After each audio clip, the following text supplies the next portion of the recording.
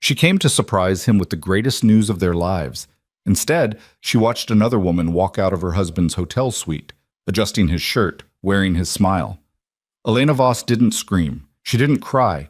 She just looked down at the ultrasound envelope in her trembling hand, the proof that she was carrying his child, and let it fall to the marble floor.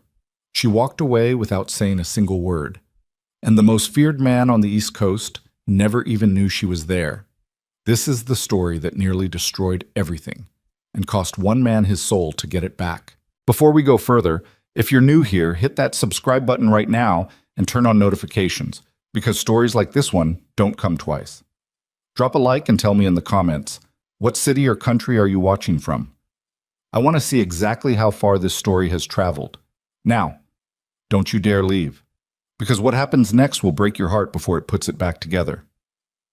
The rain had been threatening Newark all morning, that low gray kind that sits on a city like a held breath, and Cassian Moretti stood at the window of his 43rd floor office, watching it with the flat eyes of a man who hadn't truly slept in 3 days. The city below moved the way it always did, taxis cutting off buses, pigeons scattering from awnings, ordinary people living ordinary lives, completely unaware that the man watching them controlled more of what happened in those streets than any police commissioner or elected official ever would. That was the nature of power when it was real. It didn't announce itself. It simply existed the way gravity existed, invisible and absolute and everywhere at once. He was 41 years old, and there was not a soft edge left on him anywhere. The jaw was hard, the shoulders permanently set like a man bracing for impact. The hands, even at rest on the windowsill, looked like weapons. 3 separate federal investigations had tried to take him down over the past decade. 3 separate times the cases had dissolved. Not because Cassian Moretti was innocent of everything. He wasn't. He was guilty of enough to fill a courtroom for years, but he was also meticulous, patient, and utterly without mercy when it came to protecting what was his. What was his? He thought about that phrase more than most people would ever know. His organization, his territory, his alliances built on fear and mutual benefit, and the kind of handshakes that left permanent marks. All of it, his, earned through violence and intelligence, and a ruthlessness that had started when he was 19 years old watching his father's funeral from across the street, because showing up openly would have gotten him killed by the men who'd ordered it. But there was one thing Cassian Moretti owned differently than everything else. One thing he had never controlled, never coerced, never taken by force. One thing that had simply, inexplicably, chosen him. Elena. He turned from the window and reached for his phone for the 4th time that hour. Still no answer. She texted him early that morning, something warm and vague, said she might stop by later if his schedule allowed. He told her it probably wouldn't. He had meetings. He always had meetings. That was the honest and brutal truth of their marriage. He was always in a meeting. The phone on his desk buzzed. His assistant's voice came through clipped and professional. Mr. Romano is here, along with the Brentwood people. Send them to the conference room. Tell them I need 5 minutes. He put the phone down, pressed 2 fingers to the bridge of his nose, and stood very still for a moment. He had a headache that had been living behind his left eye for going on 2 weeks. He hadn't mentioned it to Elena because she would have pushed him to see a doctor, and he had no patience for doctors, no patience for being told to rest or reduce stress, or any of the other advice that worked perfectly well for people whose stress was about quarterly reports and parking tickets. He picked up his jacket, straightened it, and walked toward the door. He did not know that his life was about to be dismantled. He did not know that in a hotel 3 miles away, a woman was stepping out of an elevator holding an ultrasound envelope with hands that couldn't quite stop shaking. Not from fear, but from the pure, overwhelming joy of carrying news so enormous she felt like she might float right off the ground. He did not know any of it. Elena Voss, Elena Moretti, legally, though she'd kept her name professionally because it was the name on her graduate degree, and her published papers, and the consulting work she did for hospital systems on patient advocacy, had been sitting in the waiting room of her obstetrician's office for 40 minutes when they finally called her back. And in those 40 minutes, she had practiced 15 different versions of how she was going to tell Cassian. She'd considered a dinner. Candlelight, the good restaurant he liked in the West Village where the owner always seated them in the back corner and pretended not to know who her husband was. She'd considered waiting until a weekend when he wasn't drowning in whatever crisis his business manufactured on a rotating basis. She'd considered writing it down. But when the doctor confirmed what 3 home tests had already told her, when she saw the small gray shape on the screen that was impossibly, miraculously real, Elena had made a decision without even consciously making it. She was going to go to him. Right now. She was going to walk into whatever meeting he was sitting in, and she was going to tell him because some news was too large to wait for the right moment. Some news was the moment. The hotel where Cassian sometimes held afternoon meetings was 10 minutes by cab from the clinic. She'd been there before, a discreet, upscale place where businessmen with money and reasons to stay off certain radars conducted the kind of conversations that didn't benefit from public settings. She'd never loved that world, had never pretended to, but she had loved the man who navigated it, and she had made her peace over 7 years of marriage with the fact that Cassian Moretti was not a man who would ever be fully extracted from the life he'd been born into. She loved him anyway. That had never been the question.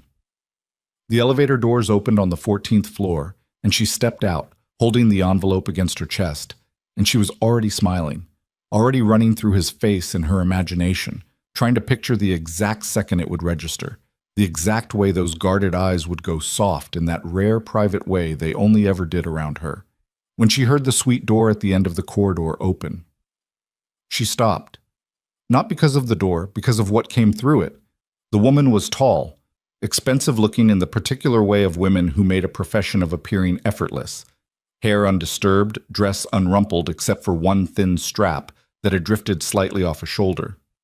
She was laughing at something over her own shoulder, a low, private laugh that belonged to intimacy and closed rooms, and her fingers were moving along the front of a man's shirt, straightening buttons, smoothing fabric in the absent, habitual gesture of a woman who had done this before. Elena saw the shirt first. She recognized it because she had ironed it herself 2 mornings ago. She recognized the cufflinks because she had given them to him for their 5th anniversary. Cassian stepped out of the suite door a half-second behind the woman, his phone already in his hand, his expression doing that shift from private to professional that he was so practiced at, and then his eyes traveled down the hallway and found his wife standing 40 feet away with an ultrasound envelope pressed to her chest. The world did not slow down for Elena Voss. It didn't do the cinematic thing where everything goes graceful and quiet. What happened was uglier than that. What happened was that her body understood before her mind caught up, and her stomach dropped the way it does in elevators that fall too fast, and the envelope slipped from her fingers without her telling it to. She looked at him. He looked at her. The woman in the expensive dress had already turned toward the elevator and hadn't noticed any of it, was still smiling at her phone, oblivious. Cassian said her name. Elena? She had turned and was walking before he finished the syllable. Elena, stop. It's not... The elevator opened immediately, as if the building itself was cooperating. She stepped in. The doors closed. She did not look back through the narrowing gap. She was not going to give him the image of her face falling apart. She was not going to give him or anyone watching that footage, or that memory, or that satisfaction. She stared at the elevator doors and breathed. She breathed very carefully. In and out. In and out. She kept her hand flat against her stomach, her own hand pressing against the secret she was still carrying that he would never now know about, and she made herself breathe until the lobby arrived, and then she walked through it with her chin level, nodding to the doorman, stepping out into the gray Newark morning with its held-breath rain and its ordinary people living ordinary lives. She did not cry until she was in the back of a cab, and even then it was quiet, the kind of crying that doesn't announce itself, the kind that just leaks out around the edges of a person who has decided not to fall apart until they find a place that's safe enough to do it. The driver didn't notice. Nobody ever noticed with Elena. That was one of the things Cassian had once loved most about her, the way she carried herself through difficulty with a dignity that made other people feel dignified just being near her. He had told her that once, early on, when they were still surprised by each other. You make the room quieter, he'd said. Not empty, just quieter, like things matter more. She'd laughed at him for being unexpectedly poetic. He'd kissed her to shut himself up. She pressed her palm flat against her stomach in the back of the cab and thought, I will never tell him. I will never give him this. What Elena did not see, because no one with a breaking heart looks carefully at the corners of hotel hallways, was the small camera above the elevator bank, or the man standing in a stairwell doorway 30 feet behind where she had stood, a man with a phone already open to a live feed, watching the scene unfold with the focused satisfaction of a craftsman observing finished work. Silas Romano. He was 45 years old, had been Cassian Moretti's underboss for 11 years, and he had the kind of face that people consistently underestimated, soft around the jaw, eyes that tended toward warmth when he wanted them to, the relaxed posture of a man who had never once in his adult life been in a hurry. People who underestimated Silas Romano tended to arrive at that mistake only after it was too late to correct it. He watched Elena step into the elevator. He watched Cassian stand frozen in the hallway, the professional mask cracking open in a way that Silas had never once seen in 11 years of watching this man absorb catastrophic news without flinching. Silas closed his phone and allowed himself exactly 3 seconds of satisfaction before his expression returned to its customary neutral. Vivian had done well, better than expected, honestly. The shirt, the cufflinks, the timing, the laugh. It had been choreographed down to the last detail over 6 weeks, but execution and planning were different animals, and Vivian Hale had understood instinctively what the afternoon required. Not drama, not theater, but the small, devastating intimacy of something that looked unmistakably real. Not a kiss, not an embrace, a woman's hands on a man's buttons, a private laugh, a too familiar ease. Those were the details that didn't read as performance. Those were the details that lodged in the gut. Silas turned and went down the stairs without making a sound. He had a meeting with Brentwood people himself in 40 minutes, and he intended to arrive looking exactly as he always did, calm, reliable, and completely, utterly loyal to Cassian Moretti. The hours after were the worst hours Cassian Moretti could remember, and his memory contained hours that would turn most men's hair white. He had gone after Elena. Of course he had. Had taken the stairs 4 at a time when the elevator was too slow, had burst through the lobby doors into the gray morning, scanning the sidewalk in both directions and finding nothing. Nobody. Just the city moving past him without caring. He'd called her phone 7 times in the first 15 minutes. Texted.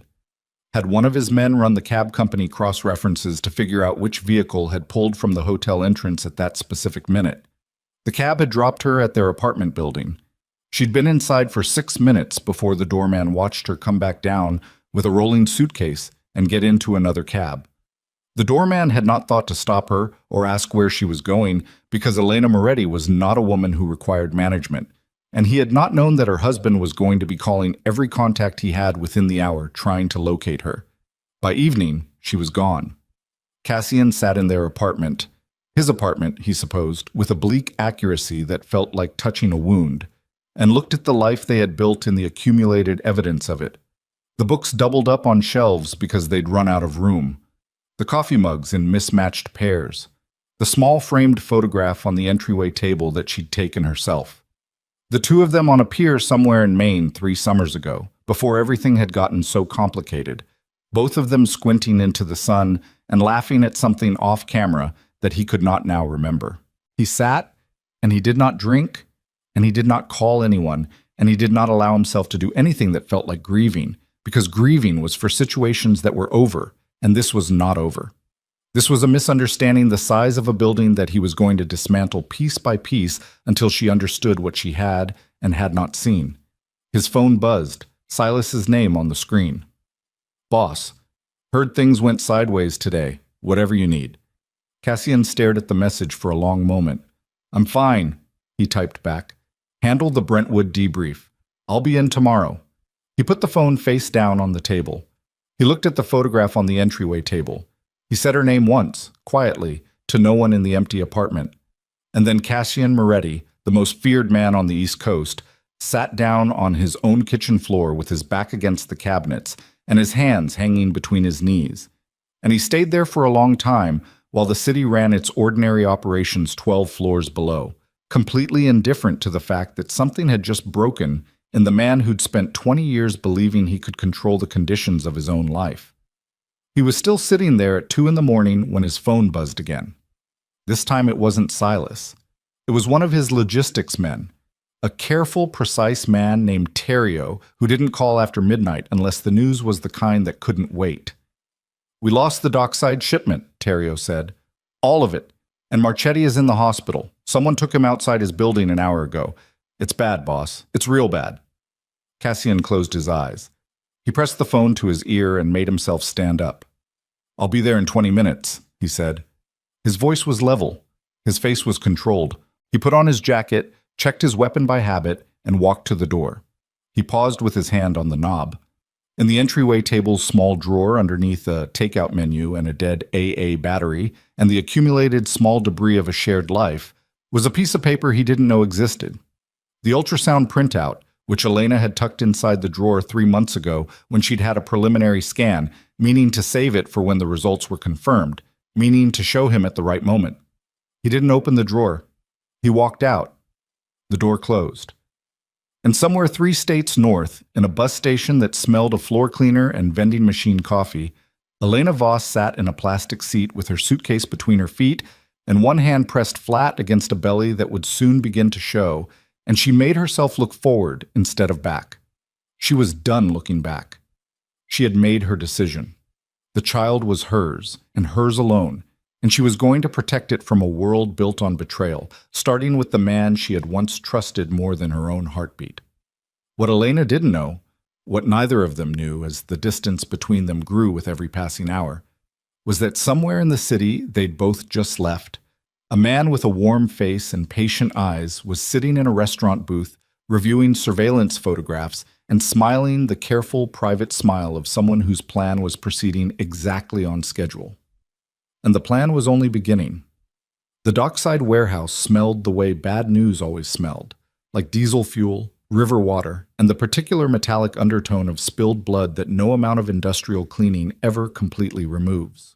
Cassian arrived 23 minutes after Terrio's call, which was 2 minutes longer than he'd promised himself, and he stood at the entrance to the gutted loading bay, looking at the aftermath with the controlled stillness of a man cataloging damage before he allows himself to feel it. 3 shipping containers had been burned from the inside. Not blown, burned deliberately, slowly, by people who understood that fire is more insulting than explosions because it takes its time. Whatever those containers had held was ash and blackened metal now, and the smell of it sat in the back of Cassian's throat like an accusation. Terrio materialized at his shoulder. He was a compact man, ex-military in the way that never fully leaves a person's posture, and he had the good sense to wait for Cassian to speak first. "How many men?" Cassian asked. 2 down at the perimeter, Marchetti's 3 guys at the entrance, 1 dead, 2 in surgery. Marchetti himself is at St. Michael's. They worked on his hands. Cassian looked at him. His hands. Both of them. Methodical. Whoever did this wanted him to be found alive and specific about what had happened to him. Cassian turned back to the burned containers. A message, then. Not a robbery. Robberies didn't leave witnesses with deliberately ruined hands. This was someone drawing a boundary, or testing one, or doing both at the same time with the kind of confidence that meant they weren't afraid of the response. "Where's Silas?" he asked. "On his way. Called me 10 minutes before you arrived."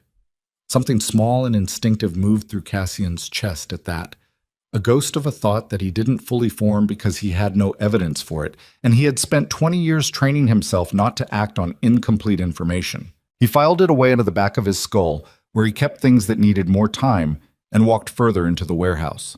The gravel crunched under his shoes.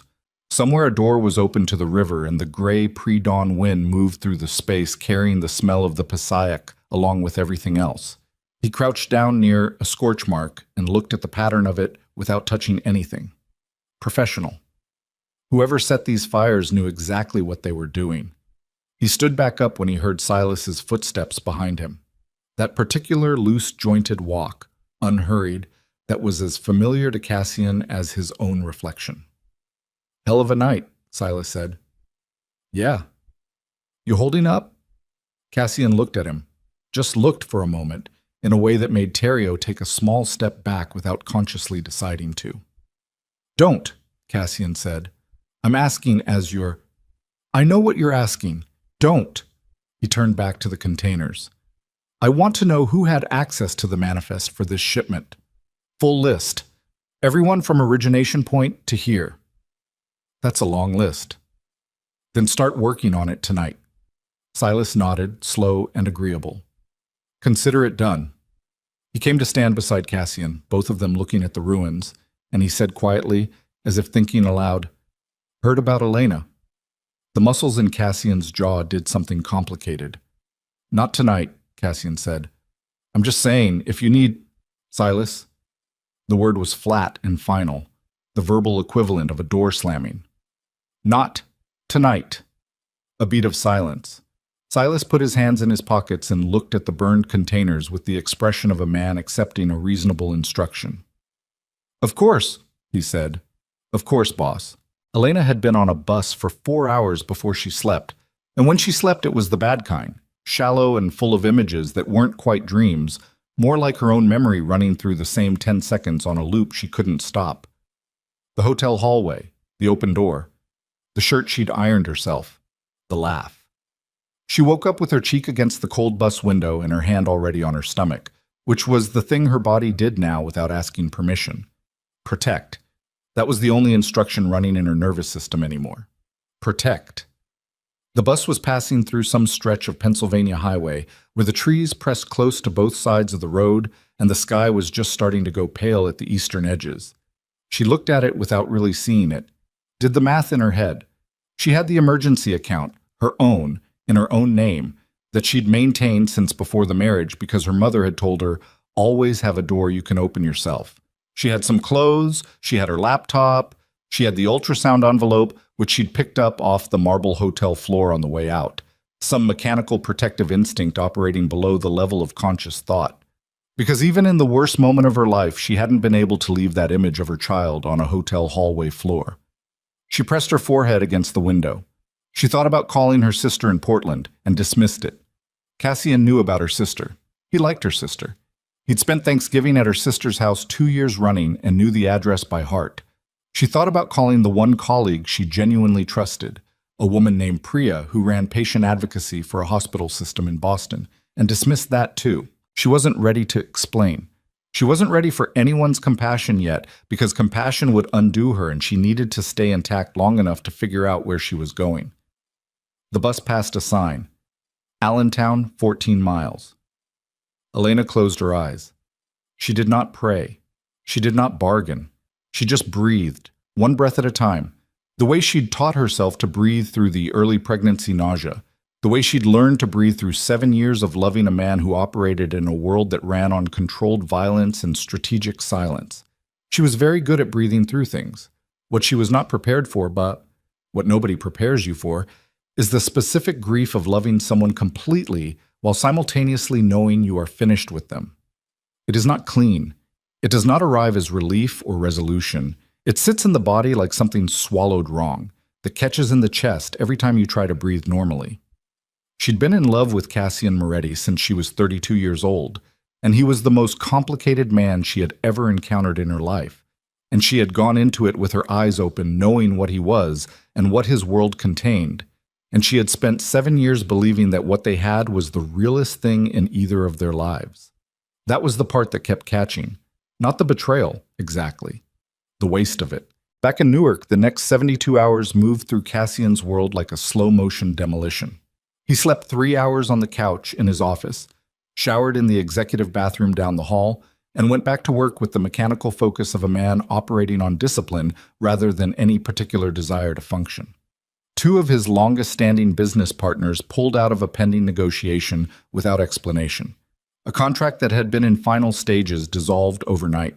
Someone had gotten to them, had said something, shown something, created some impression that caused men who had trusted Cassian Moretti for years to quietly and suddenly step back. He noticed. He cataloged. He did not yet understand what he was looking at. Elena had retained a lawyer, not one of his, not anyone connected to his world, a sharp woman from a small firm in Upper Manhattan who specialized in high-asset divorces and had a reputation for being immovable. The lawyer's first call to Cassian's attorney was precise and brief. Elena Voss Moretti was initiating divorce proceedings and requesting that all communication between the parties go through legal counsel. She was not making financial demands. She wanted her personal belongings, her professional accounts, and her name off any jointly held property. She wanted, in short, to disappear cleanly and completely. Cassian received this information on a Tuesday afternoon while sitting across a desk from his own attorney, a man named Garfield who'd been in the family's legal orbit for 15 years and had seen every variety of complicated situation that money and organized crime could generate. Garfield delivered the information the way he delivered most information, with professional neutrality and the faint grimness of someone who is not personally surprised. "She won't take a meeting?" Cassian asked. "She's instructed her attorney that there is nothing to discuss." "There's everything to discuss. I'm conveying her position, not endorsing it." Cassian sat back in the chair. He looked at the ceiling for a moment. He was aware of his own heartbeat in a way that he normally wasn't, because normally his heart did its job quietly and he ignored it. "Get me a number for the attorney, a direct one." "Cassian, not to pressure her. I want to send something, a letter, that goes through proper channels, on record, whatever she needs. I need her to know that what she saw was not what it was." Garfield looked at him over his reading glasses with the measured expression of a man choosing his words. "What did she see?" "Something that was arranged to look like something it wasn't." A pause.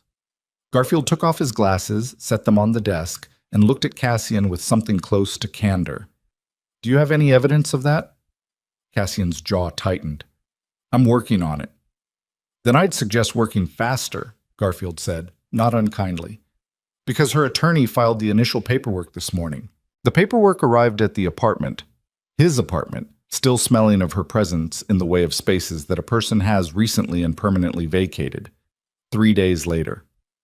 A courier, professional and indifferent, handed him the envelope at the door and was gone before Cassian had finished processing what he was holding.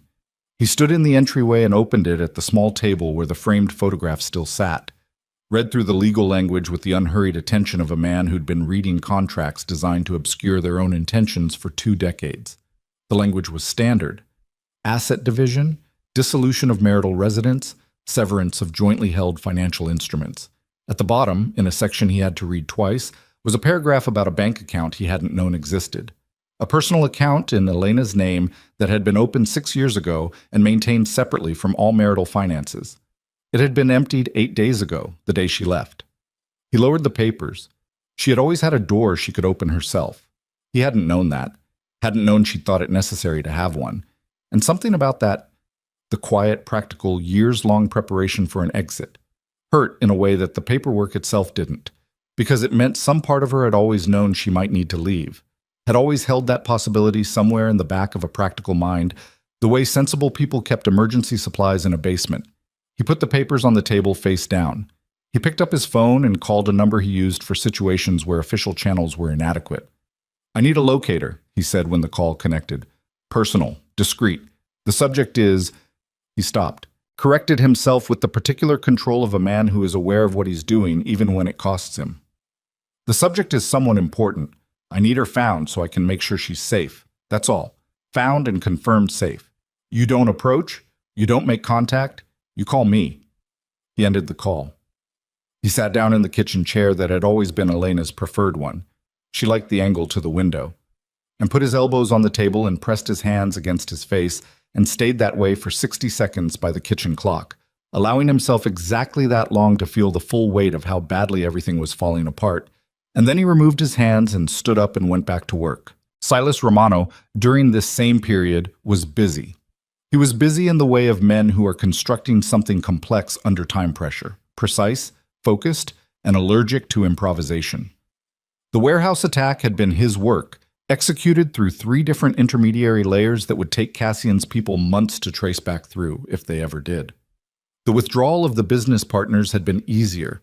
Those men were always watching for reasons to step back from associations with the Moretti name, and providing them with a credible-seeming reason had required only a few well-placed conversations and 2 doctored financial documents that suggested Cassian's organization was in internal financial distress. He sat in the private back office of a restaurant he owned under a different name and looked across the table at Vivian Hale, who was eating a salad with the focused appreciation of a woman who has recently completed a difficult job and is enjoying the relief of it. "She's gone?" he asked. "3 days ago. My contact at the law firm confirmed the filing." Vivian set her fork down and looked at him. "She didn't fight. She didn't investigate. She just left." "That's what grief does," Silas said. "It doesn't look for evidence. It runs." Vivian considered this. "You sound almost sympathetic." "I'm accurate. There's a difference." He turned his wine glass by the stem without drinking from it. "Has she made contact with anyone in his circle?" "None that we've detected. She's gone quiet. No calls to any of his associates, no communication with the lawyers beyond the divorce proceedings. She's effectively vanished." Silas nodded, slow and thoughtful. "Good. How long before Cassian unravels enough to be vulnerable?" He looked at her with the gentle patience of a teacher correcting a student who has asked a reasonable question slightly wrong. "He won't unravel. That's not what happens with men like Cassian. What happens is that the pressure accumulates until the structure develops fractures, and then you apply force at the exact fracture point at the exact right moment." He finally took a sip of his wine. "What we need is for him to be sufficiently distracted, sufficiently undermined within his own organization, and sufficiently isolated that when the final piece moves into place, there's no one positioned to protect him." Vivian was quiet for a moment. Then, "You've been planning this a long time." 11 years, Silas said simply, "since the first month I worked for him, since I understood exactly what he was and what he had and what it would take to—" He paused, made a small, precise adjustment in his phrasing, "to restructure things." Vivian looked at him with an expression that was difficult to read, part admiration, part the wariness of someone who has just remembered they are sitting across from a specific category of dangerous. "And the woman? If he finds her?" Silas set his glass down. "He won't. And if he does—" He folded his napkin with the neat, deliberate movements of a man who is very comfortable with what he's about to say. "Then we'll address that when it becomes relevant." The fractures in Cassian's organization widened through the following weeks like cracks in a dam that is being tested from all sides simultaneously. A lieutenant named Prescott, whom Cassian had trusted for 8 years, was found to have been skimming from collection operations. Not a new development, Cassian's accountants established, but one going back nearly 14 months, which meant it had started while Silas was theoretically overseeing the financial audit of that exact division. Prescott, when confronted, was defensive and then frightened, and then, under the specific pressure that Cassian's world applied to situations requiring honesty, admitted that he'd been approached by someone through a third party who told him the Moretti organization was already compromised from the top, and he should start protecting himself. "Who approached you?" Cassian asked. They were in a basement room that Prescott had been in once before, under better circumstances, and he was aware of what the room was for, and his face was doing the involuntary things faces do when adrenaline has been running hard for an extended period. "I don't know his name. Swear to God. It was through a lawyer, some guy I'd never met before. Said he was representing business interests who wanted to offer a parallel arrangement." "Describe the lawyer." Prescott described him. Short, well-dressed, rimless glasses, spoke the way men speak when they went to schools that cost serious money. Cassian filed it. "Prescott," he said, "I need you to think very carefully about whether there is anything else. Anything, any conversation, any document, anything that felt wrong at the time, that you have not told me." Prescott thought. The sweat was visible on his face now, catching the overhead light. "There was one thing. 2 months back, I was asked to sign off on a transfer of the dockside access roster. Just a routine update," they said. "I didn't think anything of it." "Who asked you?" A pause that lasted 3 seconds too long. "It came through Silas's office. His assistant sent it over. I assumed Silas had approved it." The room went very quiet. Cassian held perfectly still. "Thank you, Prescott," he said, in a voice that had gone completely flat. "That'll be all." He walked out of the basement room and up the stairs and out into the cold Newark air, and he stood on the sidewalk with his hands in his coat pockets and his breathing deliberate and controlled. The dockside access roster. The same roster that had been used to coordinate the shipment that burned. He stood there for 2 minutes running the connections, testing them, looking for the alternative explanations that intellectual honesty demanded he look for before arriving at a conclusion that, once arrived at, could not be taken back. The alternative explanations were thin, getting thinner with each pass. Silas Romano. 11 years. Every secret, every vulnerability, every map of every operation, every name of every ally and enemy, and the precise distances between them. 11 years of sitting in the innermost ring, learning the architecture of everything Cassian Moretti had built, being trusted with the kinds of information that you only give to someone you'd stake your life on. He'd staked his life on Silas Romano. More than his life. He pulled out his phone, not to call Silas, to call Terrio. "I need surveillance on someone," he said. "Highest priority. No communication with anyone in the main organization. Report directly to me." He gave Terrio the name. There was a brief, charged silence on the other end, the sound of a careful man recalibrating the landscape of everything he thought he knew. "Understood," Terrio said. Quietly. With the specific quietness of a man who has just been handed a weight. Cassian put the phone away. He looked up at the Newark sky, which was the same gray it had been every day since Elena left, as if the city itself had given up on sunlight, and he thought about the fact that the same man who had engineered his wife's disappearance might also be systematically dismantling the organization from within. He thought about the 11 years and the access and the patience required to build a trap this comprehensive. He thought about Elena, somewhere he couldn't find her, carrying a grief she hadn't deserved. And then he thought about the hotel surveillance footage. He'd requested it weeks ago through official channels and been told the system had experienced a malfunction that day.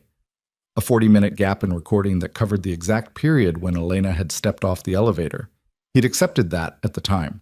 Accepted it the way you accept the small mechanical failures that daily life produces constantly, because his mind had been elsewhere and there had been a dozen other things demanding his attention. He was not accepting it anymore. He called his tech man, a quiet, extraordinary person named Jules, who operated out of an office above a printing shop in the Ironbound district, and who had once reconstructed a deleted hard drive for Cassian that had contained enough information to end 3 careers. "The Alderton Hotel," Cassian said. 14 floors, corridor surveillance. 4 weeks ago, afternoon. I need whatever was on that system before it was wiped." "You're saying it was wiped?" Jules asked. "I'm saying the hotel told me it malfunctioned. I'm asking you to tell me which one it was." A brief silence. "That's going to take some time." "How much?" "If the system is what I think it is, and if someone was careful, a week. If they weren't careful, 3 days." "Be back to me in 3 days," Cassian said, and ended the call. He stood on the cold Newark sidewalk with the wind coming off the river and the city moving past him in its ordinary and different way, and understood that he was now operating inside a war that had been declared against him without his knowledge, by someone who had spent over a decade inside his defenses, and that the first casualty of that war had been his marriage. His wife was somewhere he couldn't reach her. His organization was bleeding from wounds that had been inflicted from the inside. And somewhere, the man he'd trusted most in the world was sitting across a restaurant table talking about restructuring in a tone of voice that would have sounded reasonable to anyone who didn't understand what it meant. Jules called back in 2 days and 14 hours. "You were right," Jules said. "It wasn't a malfunction." Cassian had been awake for 19 hours and was sitting at his office desk with a cold cup of coffee at his elbow and a legal pad in front of him covered in connections and names and dates written in his own cramped handwriting. "Send me what you found," he said. "Already sent, Cassian." Jules paused, which he almost never did. "There's a face on the recovered footage, in the stairwell doorway, 30 feet behind where your wife was standing." Cassian opened the file on his computer. The image was grainy, recovered and reconstructed from a system that had been professionally scrubbed, and it was not perfect. But it was enough. He recognized the loose-jointed posture before the software finished resolving the face. He recognized the slight tilt of the head, the hands in the pockets, the characteristic ease of a man who was never in a hurry because he always arrived exactly where he'd planned to be. Cassian Moretti sat at his desk and looked at the face of his underboss standing in a stairwell, watching Elena walk to the elevator on the worst day of her life. And he understood, with a totality that settled through him like cold water, exactly what had happened to his marriage, and exactly who had built the knife, and exactly how it had been driven in. His hand, resting on the desk, was entirely still. His face showed nothing, but something behind his eyes went very, very quiet. The specific quiet of a man who has stopped feeling the wound because he has already moved past it into the only territory that matters now. What comes next? He picked up his phone. He did not call Silas. He called the locator he'd hired to find Elena. It went to voicemail. He called again. On the fourth call, someone picked up who was not the locator. A man whose voice he didn't recognize, breathing fast, saying in a low and urgent register, "Mr. Moretti, my name doesn't matter. What matters is that your wife has been found, not by your man, by someone else, and they're already moving." The cold that went through Cassian in that moment had nothing to do with temperature. It was the cold of a man who has just understood that the timeline he thought he had, the weeks, the careful evidence gathering, the deliberate and controlled approach, has just collapsed to nothing. "Where is she?" he said.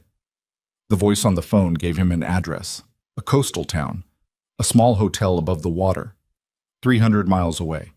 Cassian was already standing, already reaching for his jacket, already doing the math on driving time versus flying time versus the risk of either, when the voice said one more thing, said it quietly, and with the particular emphasis of someone delivering information they understand to be catastrophic.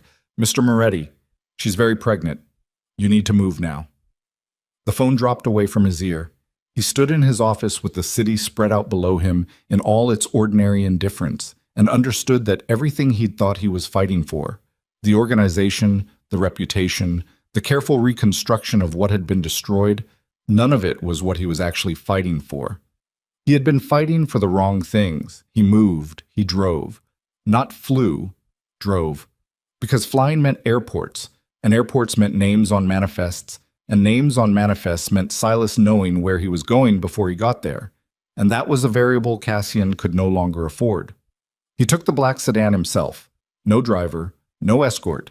Told Terrio only that he was handling something personal and would be unreachable for 6 hours, and pulled out of the Newark parking structure at 11:40 in the evening with 300 miles of highway between him and a coastal town he'd never been to and a woman who didn't know he was coming. The interstate at midnight was the kind of empty that makes distances feel abstract. He pushed the car to 90 and held it there, both hands on the wheel, the heater running against the November cold coming through the seals. And he did not play music, and he did not make calls, and he did not allow himself to think about anything except the road and the math and the specific tactical problem of arriving before whoever was already moving arrived first. The voice on the phone had not given him a name, had not told him who had sent the men or how many or how close they already were to that address, had simply delivered the information and gone silent when he tried to ask follow-up questions, the line cutting off with the clean finality of a burner phone being destroyed. Someone had wanted him to know. Someone had weighed the cost of telling him and decided it was worth it, which meant someone in Silas's orbit had a limit he hadn't anticipated, or a loyalty that ran counter to his interests, or simply the particular human discomfort of being complicit in the murder of a pregnant woman that even trained and compromised people sometimes cannot override. Cassian filed that away. It would matter later. For now there was the highway and the miles and the night. He thought about what the voice had said. Very pregnant. He turned the phrase over in his mind the way you turn something sharp over to understand all its edges. Elena had left 8 months ago. She had been in the hotel that day. She had come to the hotel. And she had been carrying something in her hand, an envelope. And he had seen it fall when she lowered her arm.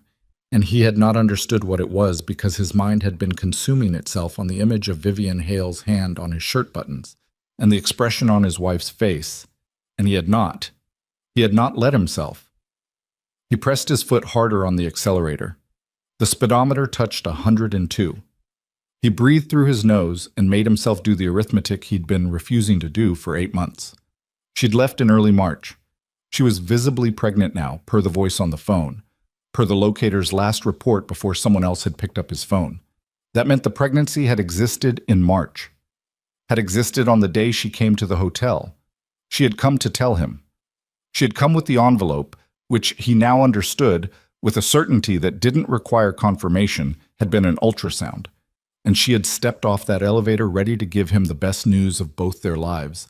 And instead she had watched a staged performance so precisely calibrated that it had looked like exactly what it was designed to look like. And she had turned around and walked away, and never told him. He understood why. He understood it completely. And the understanding was its own specific category of damage, the kind that doesn't announce itself as pain but simply sits in the chest and changes the pressure of everything around it. She hadn't told him because she'd believed in that moment that the man she was carrying a child for had already chosen someone else. And in the world Elena had grown up in the person Elena fundamentally was, you did not hand your child to a man who had already made his choice. You picked up what was left of yourself and you protected what you still had, and you did not, under any circumstances, let him see you break. Cassian knew his wife. He had loved his wife for 7 years. He knew exactly how she would have breathed in that elevator, exactly how she would have held herself through the lobby. He could reconstruct it down to the angle of her chin. He pressed the back of his hand against his mouth for a moment, and then put it back on the wheel. 104 miles an hour. The highway stretched ahead of him like a sentence that hadn't ended yet. The coastal town revealed itself around 2 in the morning as a scatter of lights against the dark bulk of the shoreline. The kind of small place that has exactly one main street and knows everyone who drives down it. Cassian slowed to legal speeds as he entered the town limits and followed the address from memory.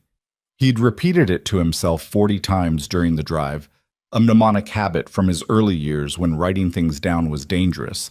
The hotel was 3 stories, weathered clapboard, the kind of building that had been standing since before anyone currently alive could remember, and intended to go on standing indefinitely.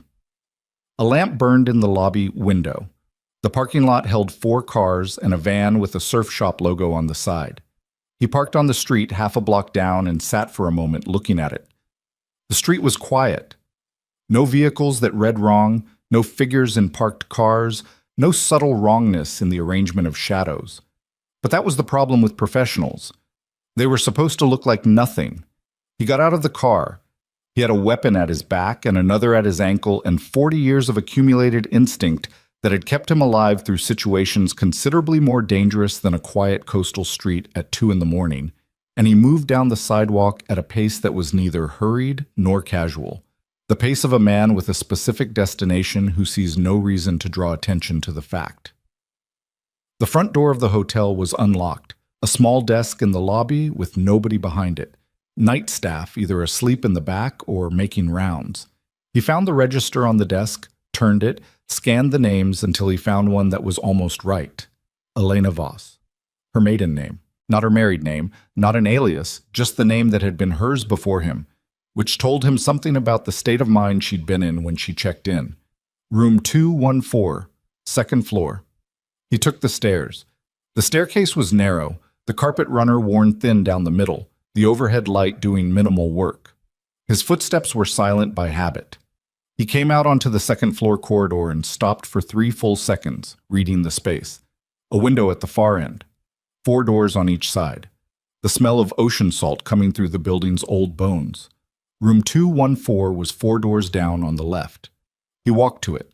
He raised his hand. He stood there with his knuckles an inch from the door and felt something move through him that he could not name and would not have named aloud even if he could. A compound thing made of 8 months of absence and the image of an ultrasound envelope falling to a marble floor and the particular sound of her name in his own voice in an empty apartment at 2 in the morning. He knocked. The silence that followed lasted long enough that he thought she might not answer. Long enough that he raised his hand to knock again and then stopped when he heard movement behind the door. Careful, deliberate movement.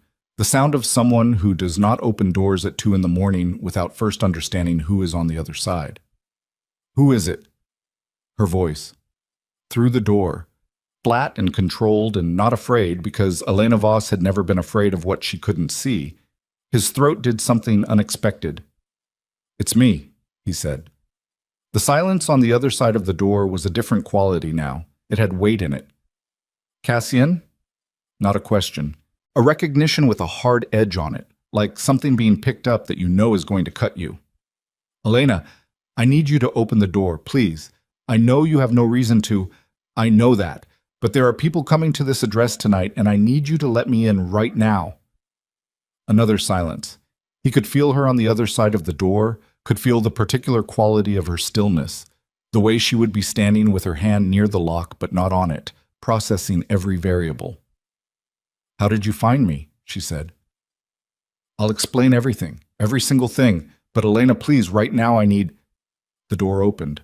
She stood in the doorway, and the hallway light fell on her, and Cassian Moretti, who had not cried since he was 12 years old and watching his father's coffin from across the street, felt something in his face do something he couldn't control because the woman standing in front of him was visibly, undeniably, breathtakingly pregnant, and she was looking at him with the eyes of someone who has already decided not to break. And the combination of those two things, the life she was carrying, the armor she'd built, hit him somewhere central and permanent. She saw his face. She looked away first. Come in, she said. Flat, professional. The voice she used when she was managing a situation rather than feeling it. He came in. The room was small, meticulously kept. A single lamp on the nightstand. A laptop on the small desk with tabs open to what looked like medical information. A suitcase in the corner that was neither fully unpacked nor ready to leave. The suitcase of a person who has been in the process of deciding whether to stay for some time. Elena had moved to the far side of the room. She stood with the bed between them, her arms crossed over her middle. Not the defensive posture it might have looked like from the outside, he understood, but the instinctive protective posture of a woman whose primary concern in the room was not herself. He looked at her. She looked at him with eyes that had been through 8 months of alone and had arrived at a specific kind of equilibrium that was not the same thing as peace. Talk, she said. What you saw at the hotel. I know what I saw. You saw what someone spent 6 weeks building for you to see. He kept his voice level. He needed her to hear the content, not the emotion under it, not yet. The woman, the shirt. Elena, that shirt was taken from our apartment.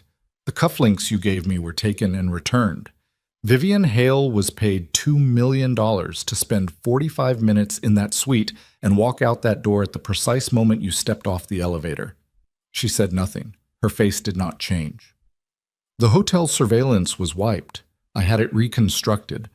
There's a man in the stairwell doorway watching you walk to the elevator.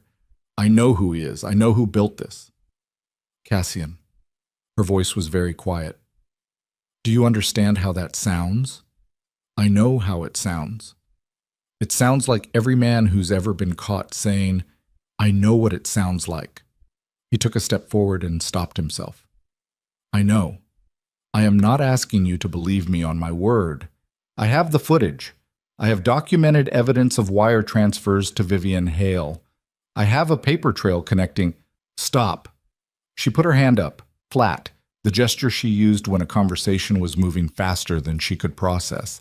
And he stopped immediately because in 7 years he had learned that her boundaries were not negotiable and that respecting them was the one thing he'd always done right. She pressed her fingers to her temple. Her eyes closed for 3 seconds. When they opened, they were very clear. You're telling me someone did all of that, staged all of that, to break up our marriage? Yes. Why? Because breaking us up was the first step. The actual target is me. He paused. The actual target was always me. You were the instrument. She absorbed this. He watched her absorb it, watched the particular way her mind worked, the way she turned information over and looked at it from structural angles before she responded, which was one of the things that had made him fall for her in the first place.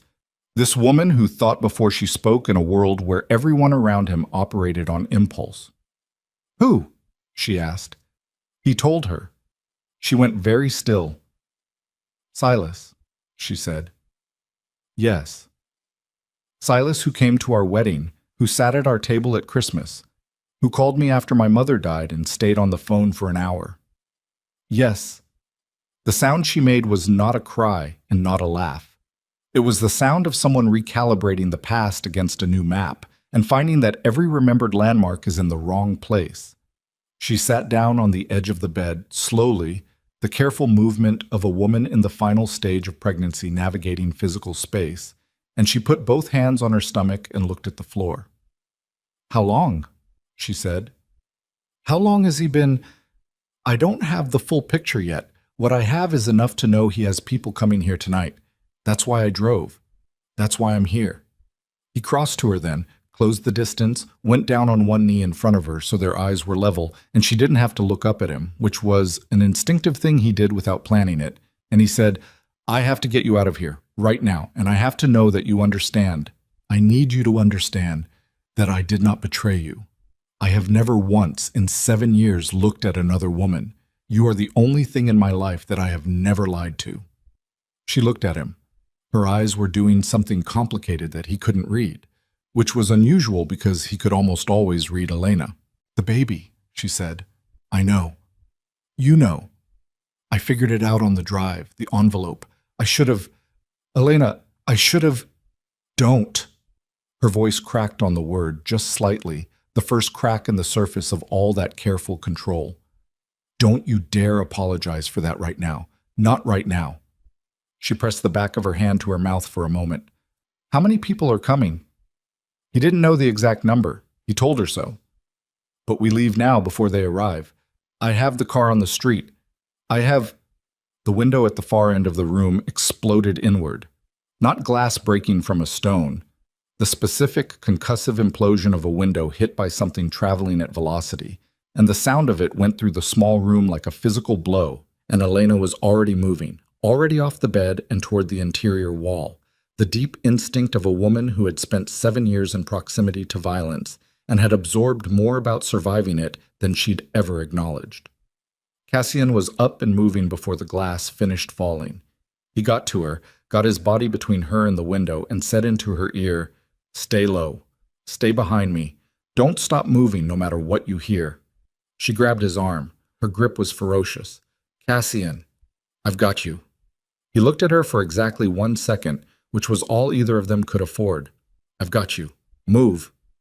They went into the corridor. The corridor was not empty.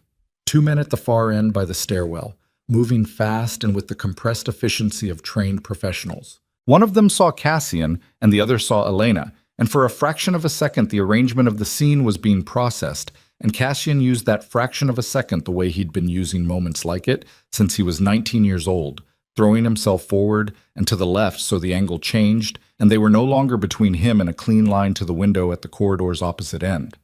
The next 90 seconds were not cinematic. They were loud and close and brutal in the way of real violence, which is never graceful and rarely quick. Cassian took a hit to the shoulder that would leave him unable to fully rotate the joint for 2 weeks, and he gave back considerably more than he took because the alternative was not an option he was processing. Elena had pressed herself into the alcove of a doorway behind him and was doing exactly what he'd told her, staying low, staying behind him, not stopping. When the corridor was quiet again, Cassian was breathing in the jagged, involuntary way of a man whose body has been running on adrenaline and is now demanding an accounting. He looked back at her. She was pressed against the door, both hands on her stomach, eyes wide but clear, scared but functional. He had always loved that about her, that in a crisis she became somehow more present rather than less. "Are you—" "I'm fine. The baby's fine." She said it before he could finish asking. "Cassian, there are more."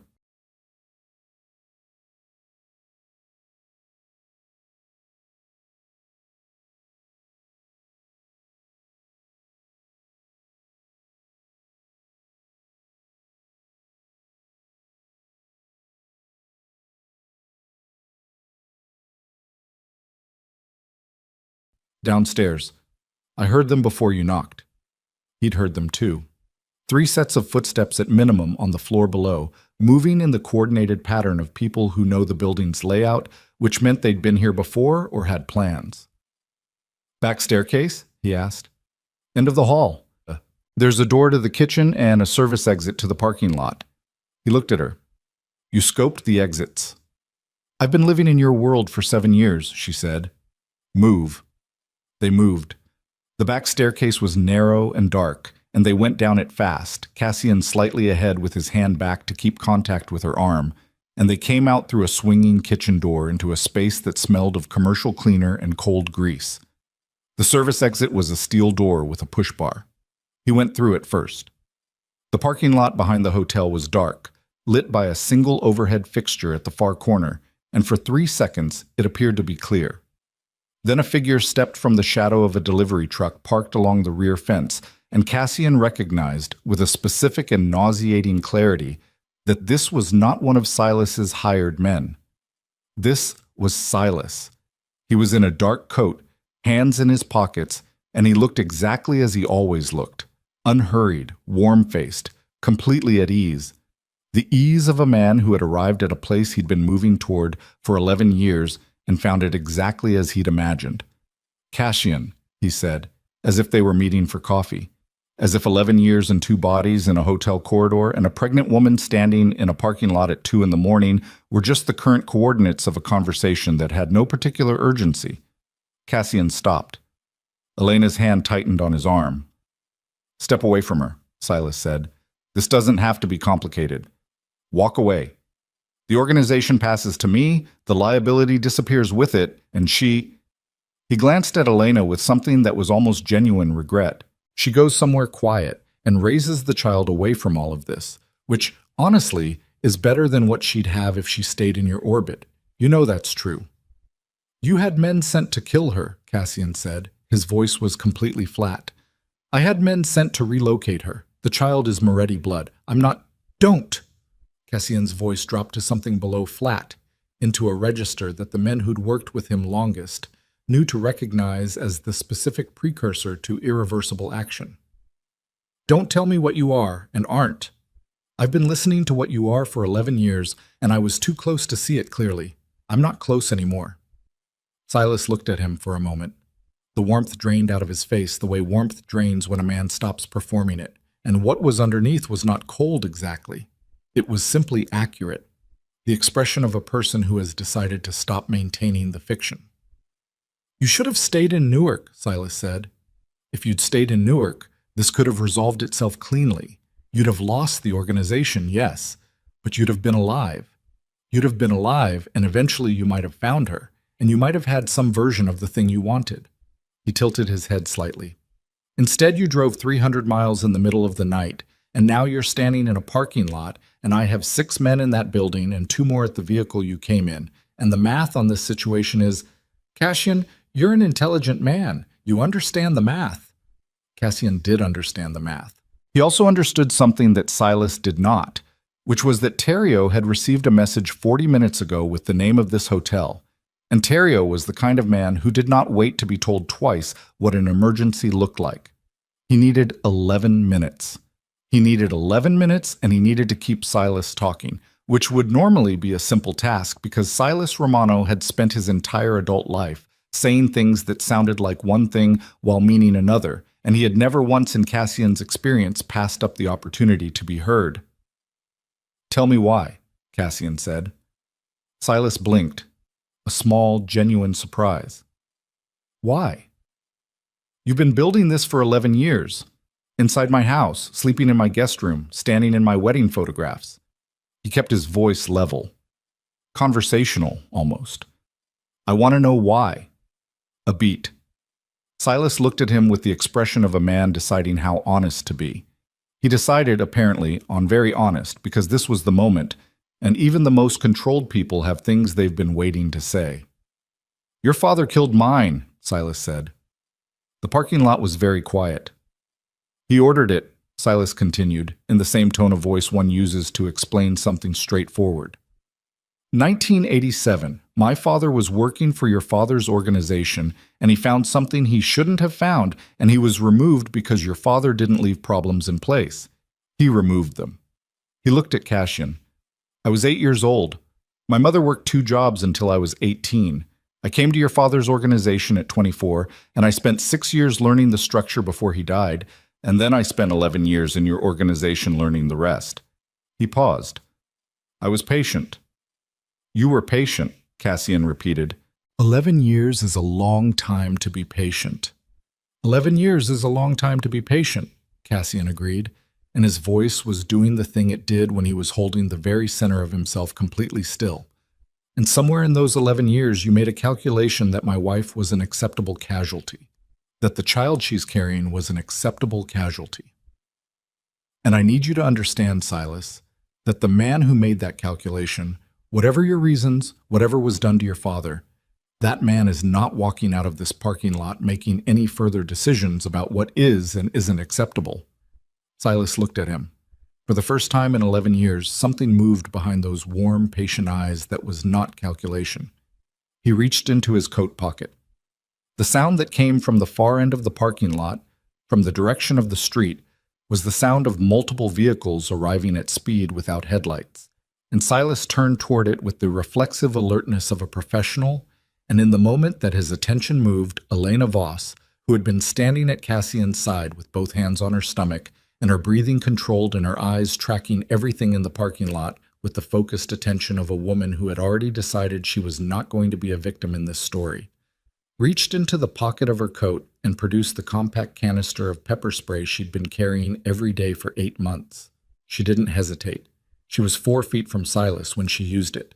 The sound he made was involuntary and human in a way that nothing else about him that night had been, and he went backward and down onto one knee, and the weapon in his hand discharged into the asphalt, and Cassian was already moving, already crossing the distance, coming down on Silas with the specific controlled violence of a man settling a debt that has been accumulating for 11 years and has just come fully due. Terrio's vehicles came through the parking lot gate 30 seconds later. It was, Cassian would think afterward, almost exactly 11 minutes. Almost exactly. He straightened up from where Silas was restrained on the ground and turned to find Elena standing 6 feet away, still holding the canister, breathing hard, looking at him with an expression that was not triumph and was not relief and was not any of the things that the movies would have you expect from a woman who has just survived the worst night of her life. It was something closer to the expression of a person who has discovered under the most unfavorable possible circumstances exactly what they're capable of. Then her face changed. She pressed both hands against her stomach and her breath caught in a different way, a sharp, involuntary catch, and she looked at Cassian with eyes that had gone from clear and controlled to something entirely, immediately else. "Cassian," she said. Her voice was very quiet. "I think it's time," she said. The nearest hospital was 19 miles inland. Cassian knew this because in the 11 minutes he'd been waiting for Terrio, he had mapped every variable in the surrounding area the way he always mapped variables, automatically, compulsively, the survival habit of a man who had spent his adult life in environments where the distance to the nearest exit was information you needed before you needed it. He had Elena in the back seat of Terrio's vehicle before Silas had finished being secured, one arm around her shoulders, his other hand holding hers, and she was breathing in the controlled rhythmic pattern of a woman who had clearly spent the last several months preparing for exactly this physical experience and was now applying everything she'd learned while simultaneously processing the fact that she had just incapacitated a man at gunpoint in a parking lot in the middle of the night. "Contractions," she said between breaths, "started maybe an hour ago. I thought it was stress." "How far apart?" 6 minutes when I was in the room. Closer now." Cassian leaned forward to Terrio in the front seat. "Fastest route to the hospital. Don't stop for anything." Terrio already had his phone up. He was a man who did not require instructions twice. The vehicle was moving before he'd finished the sentence, pulling out of the parking lot and onto the coastal road with the engine doing everything it had. Cassian settled back. Elena's hand was in both of his now, and she was leaning against him with the unself-conscious weight of a woman who has temporarily set down the 8 months of careful, deliberate distance she'd been maintaining, and is simply, for this moment, where she needs to be. He felt her breathing against his chest. He felt the tension that ran through her when a contraction peaked, and the careful release of it when it passed. He did not speak. There was nothing that could be said in the back of a moving vehicle on a dark coastal road that would cover what needed to be said. And he was not going to attempt it because Elena Voss was a woman who could identify the difference between genuine language and the management of a situation, and she deserved the first kind or nothing. Cassian, she said during a lull, I'm here. The men in the hotel, are they? Terrio's people are handling it. She absorbed this. Another contraction moved through her, and he felt it in the grip of her hand, the pressure of it climbing and then releasing. She breathed through it with her eyes closed. The footage you said you have, she said, when she could. The wire transfers. I have them. You're going to need to move on Silas fast before he can reach anyone who... Elena. He said her name very quietly. Not right now. A pause. Then, against his shoulder, I've been alone with this for 8 months. I've been making every decision by myself for 8 months. Old habit. I know. He pressed his mouth briefly to the top of her head, the gesture of a man who is done pretending he isn't feeling what he's feeling. I know, I've got it. I need you to let me have it for a while. She didn't answer, but her hand adjusted in his, loosened slightly, then resettled, the physical equivalent of a person choosing to put something down. The hospital lights appeared through the windshield 12 minutes later, and Cassian felt something in his chest that he recognized distantly as relief. And that was immediately followed by something considerably more complicated, because what was happening right now, the sliding doors and the bright fluorescent light and the wheelchair appearing from nowhere, and Elena being transitioned from his hands into the competent hands of people whose entire professional purpose was the successful arrival of new life. All of it was something he had spent 7 years imagining in a completely different register, in the version of the future where it happened at the expected time in the expected way, rather than following a parking lot confrontation at 2:30 in the morning. He walked alongside the wheelchair until they told him he couldn't, and then he stopped in a corridor that smelled of antiseptic and industrial floor cleaner and watched a set of double doors close between him and his wife with the very specific sensation of a man who has just been reminded that there are categories of situation over which no amount of power, preparation, or ruthlessness provides any leverage whatsoever. He stood in the corridor. He put his back against the wall and slid down it until he was sitting on the floor with his knees up and his head back against the tile and his hands hanging loose between his knees. His shoulder, where he'd taken the hit in the hotel corridor, was sending information to his brain that he'd been ignoring for the past 40 minutes and was finding increasingly difficult to continue ignoring. He rotated it experimentally. Not dislocated. Badly bruised, possibly a small fracture in the vicinity of the clavicle. He'd had worse. He'd had considerably worse and remained functional. He made a decision to continue ignoring it. His phone had 7 missed calls. 3 from Terrio, which were in the last 15 minutes and were almost certainly status updates. 2 from a number he didn't recognize. 1 from Garfield, his attorney, which was unusual for this hour, and suggested that something had moved in the legal architecture of the situation. 1 from Jules. He called Jules first. The wire transfers, Jules said, without preamble. I've been able to trace them through 4 shell companies. They originate from an account that's connected, indirectly, but connected, to a holding company that Silas established in 2019 under a different name.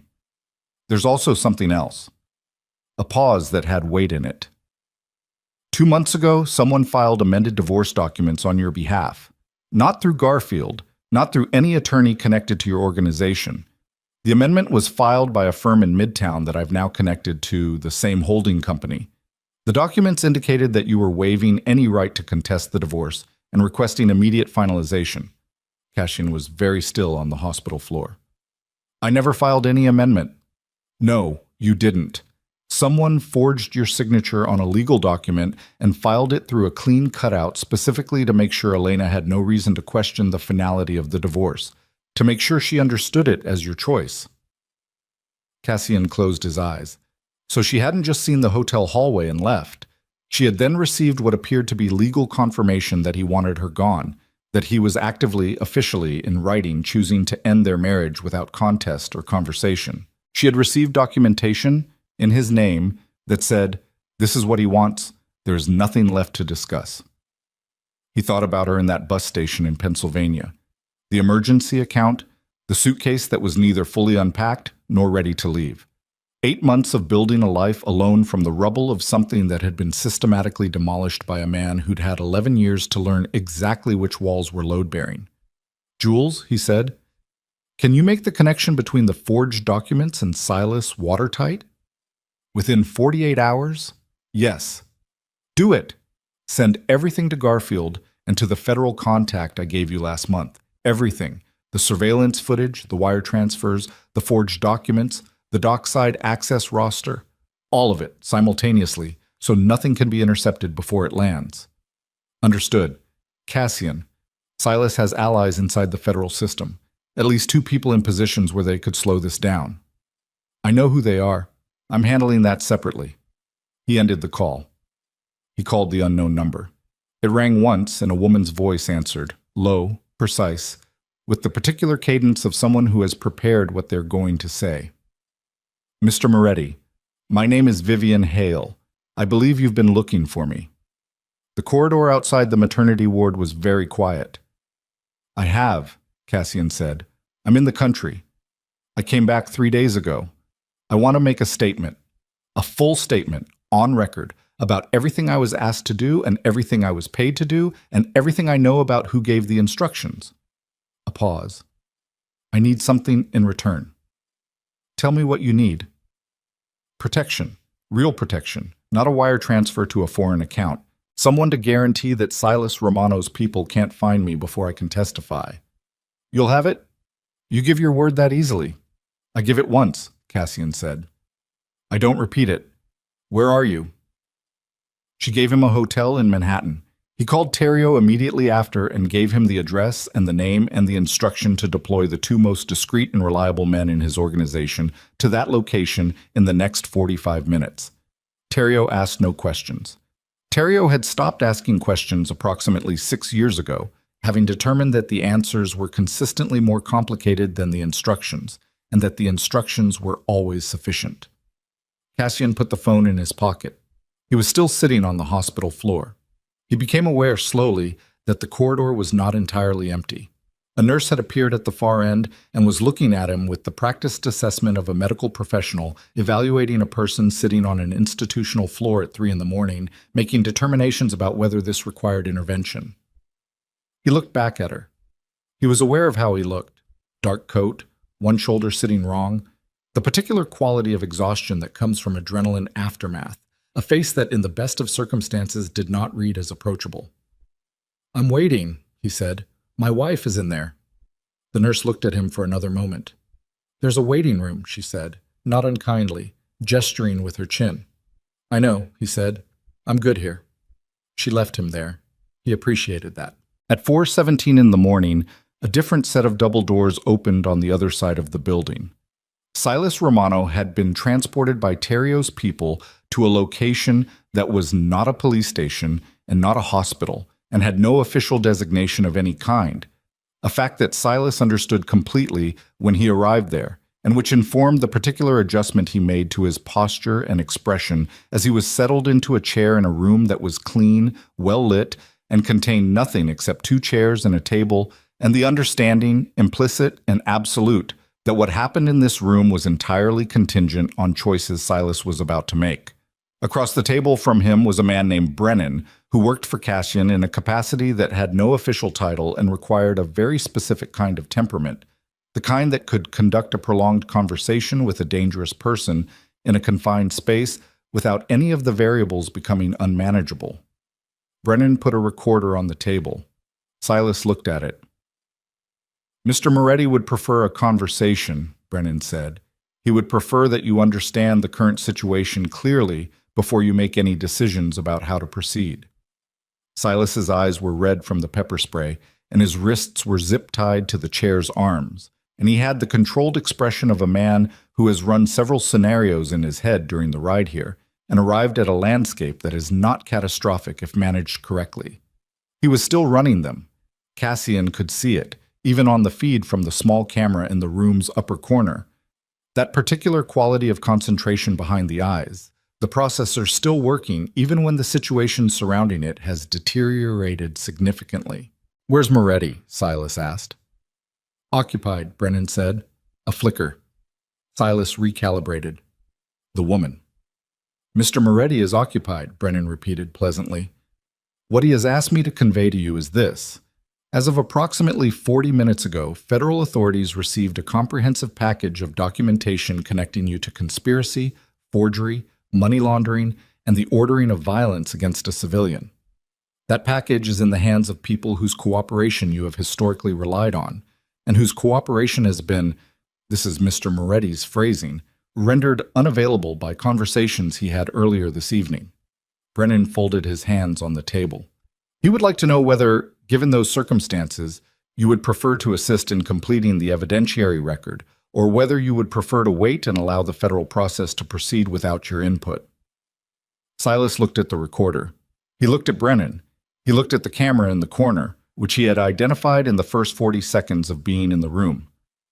Tell Cassian, he said slowly, that I want to speak with him directly. Mr. Moretti is occupied. I understand that. The controlled expression shifted, very slightly. A degree of something surfacing that was not quite desperation, but was adjacent to it. Tell him I have information he doesn't have, about the federal contacts, about things in his organization that go beyond what I was managing directly, things that will matter to him more than anything I can provide on paper. He paused. Tell him there's a name he hasn't found yet. Brennan looked at him for a moment. He picked up his phone and typed a message. The message arrived on Cassian's phone at 4:22, while he was still in the hospital corridor, while the double doors at the end of the hall were still closed against him, while every variable in the external situation was being managed by other people so that he could be exactly where he was. He read it. He typed back, Tell him I'm listening. Record everything. I'll review in the morning. Then he put the phone away. Because the doors at the end of the corridor had just opened, and the nurse who had found him sitting on the floor 40 minutes ago was walking toward him with a different expression on her face now. The specific expression of someone carrying information that is entirely good. He was on his feet before she reached him. Your wife is doing very well, she said. She's asking for you. He followed her through the doors. The room was small and bright and smelled of antiseptic, and the particular complicated air of a space where something enormous has just occurred. Elena was in the bed with her hair escaping in every direction and her face doing the thing faces do after prolonged and extreme physical labor, scraped clean of everything except the essential, which in Elena's case was a kind of fierce, unguarded openness he had not seen on her face in 8 months. She was holding their son. The child was red-faced and indignant-looking in the way of newborns who have just been evicted from the only home they'd ever known and were not prepared to be philosophical about it. He was wrapped in a hospital blanket, and he was very small, and he had his eyes open, unfocused, the way newborns' eyes are, seeing light and movement and nothing yet specific. And he was making a sound that was somewhere between complaining and announcing himself to the general premises. Cassian stopped inside the door. His brain, which had been running at sustained maximum capacity for approximately 7 hours, simply stopped running. He looked at this woman and this child and felt something move through him that reorganized everything, that reached back through 20 years of carefully constructed hardness and moved through it like it wasn't there, the way water moves through stone eventually, not by force, but by being exactly and persistently what it is. Elena looked up. Her eyes were exhausted and red-rimmed and entirely, completely present. Come here, she said. He crossed the room. He sat on the edge of the bed beside her, and she shifted slightly to make room, and he looked at the child, his son, this small, ferocious creature who had arrived into the world at 4:26 in the morning following a parking lot confrontation and a 19-mile drive and 8 months of his father not knowing he existed. He's got your jaw, Elena said. Cassian looked at the jaw in question. It was the jaw of a creature who weighed approximately 7 pounds and had opinions about the temperature of the room. He could not immediately identify it as resembling anything. He said so. Give it a week, Elena said. It'll settle. He looked at her. She looked at him. They were very close in the small hospital bed, his shoulder touching hers, and the weight of everything that lay between them. The 8 months and the manufactured betrayal and the forged documents, and the distance she'd built with such careful, necessary precision, was present in the room with them, not gone, not resolved, but temporarily and completely outweighed by the fact that they were both here, and the child was here, and none of them were in a parking lot anymore. "What's his name?" Cassian asked. They had talked about names once, early in their marriage, the hypothetical conversation that couples have before the hypothetical becomes specific. She had liked family names. He had argued mildly against the tradition of naming sons after fathers in his family, given that the tradition had a fairly grim track record. Elena looked down at the child. Her thumb moved across his forehead, the lightest possible touch, something she was probably not aware she was doing. "Luca," she said. "I'd like to call him Luca." Cassian looked at his son. "Luca," he said. The child moved his unfocused eyes in the general direction of the sound. His small face arranged itself into an expression of intense and inconclusive deliberation. "Okay," Cassian said. "Luca." They sat there in the small, bright room, while the sky outside the window began its slow shift from black to the dark blue that precedes dawn, and neither of them spoke for a while because the conversation that needed to happen between them was too large for this room tonight, and they both knew it, and neither of them was going anywhere. Then Cassian's phone buzzed in his pocket. He ignored it. It buzzed again. Elena made the small sound of someone returning from a great distance to the practical world. "You should check it," she said. "Not right now." "Cassian." Her voice was gentle and direct in equal measure. "Check it. Whatever's happening outside this room is not going to stop happening because you're in this room." He looked at her. "Check it," she said. "Then come back." He pulled the phone out. The message was from Terrio, 4 words and a location. Silas broke. "He's talking." And then, in a second message sent 30 seconds later, "There's a name. You need to hear this now. It changes everything." Cassian read the messages twice. He felt the specific quality of stillness that preceded major recalibration.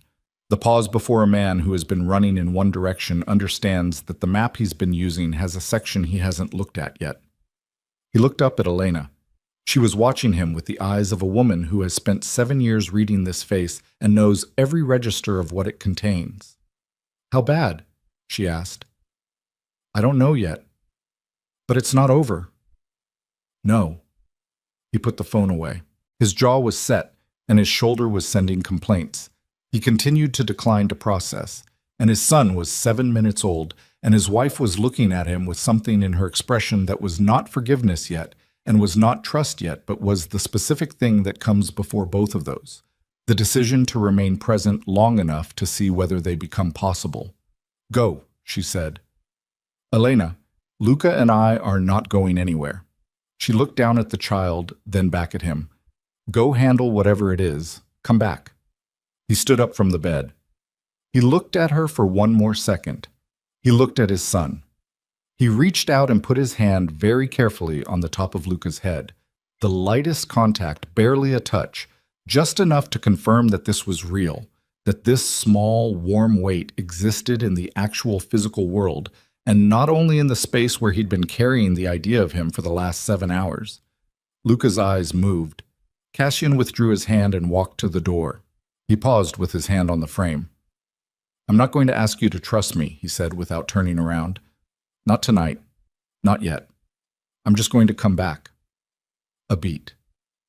"I know," Elena said. He walked out. The drive back toward the city took 40 minutes at this hour. The eastern sky going from dark blue to the particular gray-pink of approaching dawn, and Cassian drove with one hand on the wheel and his mind running through everything Terrio had sent in the interval. The preliminary notes from Silas's confession, the name he hadn't found, the architecture of something that was considerably larger and more embedded than he'd understood. The name Silas had given wasn't inside his organization. It was above it. A federal prosecutor named Wainwright, who had been conducting what appeared to be a legitimate investigation into Moretti finances for the past 18 months, and who had simultaneously been receiving payments from Silas's shell company, and who had been not investigating the Moretti organization, but constructing a case that would provide Silas with the legal mechanism to seize and legitimize the organization's financial holdings in the event of Cassian's arrest or death. Not a conspiracy to destroy Cassian Moretti. A conspiracy to absorb everything he'd built, 11 years of patience aimed not at revenge for a father's death, or not only that, but at acquisition. Inheritance by force. The organization, the accounts, the infrastructure, the alliances, all of it transferred cleanly and legally to a man whose name wasn't on a single document anywhere but whose fingerprints were on every mechanism that would make the transfer happen. Cassian pulled off the highway at a rest stop and sat with the engine running. He looked at the gray dawn coming up over the tree line. He thought about the prosecutor, about the case files that were probably already built and waiting that could be activated the moment Silas gave a signal from wherever he was supposed to be right now, which was not zip-tied to a chair in a warehouse, but somewhere with plausible distance from the events of the evening. He thought about the documentation Jules had sent to the federal contact, his federal contact versus Silas's federal prosecutor. The math was not comfortable. He pulled back onto the highway. He called Garfield. The attorney answered on the second ring, which meant he hadn't been sleeping, which meant he already knew something was in motion. "Tell me you have something I can use tonight," Cassian said. "Vivian Hale's attorney called an hour ago," Garfield said. "She's prepared to give a full recorded statement. She also has documentation, her own documentation. Apparently she kept records, which is either foolish or extraordinarily useful depending on your perspective. Connecting the staging at the Alderton Hotel directly to instructions she received through a law firm I can now connect to Silas Romano." A pause. "Cassian, if this goes where I think it's going, we're not talking about a criminal matter anymore. We're talking about federal conspiracy charges against a sitting federal prosecutor. That opens a different category of door." "Open it," Cassian said. "It means everything comes out. Your organization, your history, things I've spent 15 years helping you keep at arm's length from official record." "Open the door, Garfield." A longer pause this time. The sound of a man recalibrating a 15-year professional relationship in real time. "There'll be a cost," Garfield said. "Personal cost. Things you've built will have to be surrendered as part of any arrangement that protects you in the short term and legitimizes your position long term." "I know. You know." "I've been thinking about cost all night," Cassian said. "I'm prepared to pay it. Open the door." He ended the call. The sun was breaking the horizon ahead of him, the specific blinding low angle of early morning sun that makes the highway look like it's made of light. And Cassian drove toward it with his jaw set and his shoulder throbbing, and the name Luca sitting somewhere in the center of his chest, where it had taken up residence the moment Elena had said it, warm and specific and already permanent. He had an organization beginning to fracture under a conspiracy that went deeper than he'd mapped. He had a federal prosecutor who was part of that conspiracy and who had an 18-month head start on the legal architecture of Cassian's destruction. He had an underboss in a warehouse talking, finally, after 11 years of silence, and that talking was going to unravel things on all sides. Not just Silas's side, but Cassian's own history, the 2 decades of it that didn't bear the kind of scrutiny that federal testimony produced. He had a wife in a hospital room holding a 7-pound person who had his jaw, apparently, and who would require from his father things that no empire and no amount of carefully managed power could substitute for. He drove. The city appeared on the horizon ahead of him, the familiar skyline resolving out of the dawn light, and Cassian looked at it with the eyes of a man who had spent 20 years building something in those streets that he now understood, with complete and irreversible clarity, he was going to have to partially destroy in order to deserve what he'd just left in a hospital room 19 miles behind him. His phone rang. The screen said, "Wainwright, Federal, the prosecutor," calling him directly. At 5:43 in the morning, which meant Wainwright knew the night's events had not gone according to the plan he'd been party to, and was making a move before the documentation Cassian had sent could be acted upon, and this call was either an attempt at negotiation or the opening of something considerably more dangerous, and Cassian had approximately 3 seconds to decide which it was before he had to answer. He looked at the phone. He looked at the road. He answered. "Mr. Wainwright," he said. "Mr. Moretti." The voice on the other end was smooth, controlled, the professional voice of a man who prosecuted people for a living and had learned to sound reasonable while doing it. "I think we should talk before this morning gets any further away from both of us." I agree, Cassian said. Good. A pause. Because I want you to understand something very clearly before you make any decisions based on what your people sent to my colleagues tonight. Another pause. This one calibrated for maximum impact. I have a sealed indictment. Your name on it. Signed 6 weeks ago and sitting in a safe in my office. I can have it unsealed and served before 9 this morning. The voice stayed smooth, stayed reasonable. Or we can have a conversation about what a mutually beneficial arrangement might look like, given where things currently stand.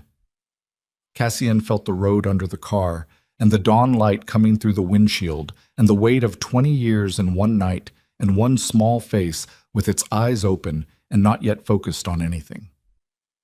Mr. Wainwright, he said, and his voice was very calm, the specific calm of a man who has decided, in this moment, on this road, with the sun coming up ahead of him, that there is exactly one way through what's in front of him, and that it is going to cost him more than he has ever paid for anything. Go ahead, said the prosecutor. I'm going to decline the arrangement, Cassian said, and then I'm going to tell you exactly why declining is the last mistake you're going to make in this particular career, and then I'm going to let you decide what to do with the next 4 hours before the documentation that is already in transit reaches people you cannot reach. A silence. You want to play it that way, Wainwright said, and the smoothness had an edge in it now. I'm not playing anything, Cassian said. I'm done playing. Unseal the indictment if that's your move. I'll be at my attorney's office at 8. Bring whatever you have. He ended the call. He pressed his foot down on the accelerator. Ahead of him, the city waited, indifferent as ever, running its ordinary operations in the early morning light, entirely unaware that the most feared man on the East Coast was driving toward it, having just made the decision that was going to dismantle 2 decades of carefully constructed power and replace it with something that had no name yet, but that felt, for the first time in as long as he could remember, like the correct direction. His shoulder hurt like hell. He didn't care. He drove. Garfield's office occupied the 14th floor of a building on Broad Street that had been housing attorneys since before Cassian was born, and at 7:58 in the morning it contained, in addition to Garfield himself, 2 federal agents from a division that operated independently of the prosecutor's office.